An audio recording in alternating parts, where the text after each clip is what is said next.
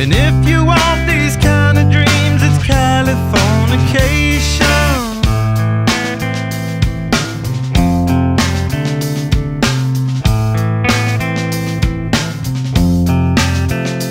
It's the edge of the world in all of Western civilization. The sun may rise in the east, at least it's settled in a final location. It's understood that Hollywood sells Californication.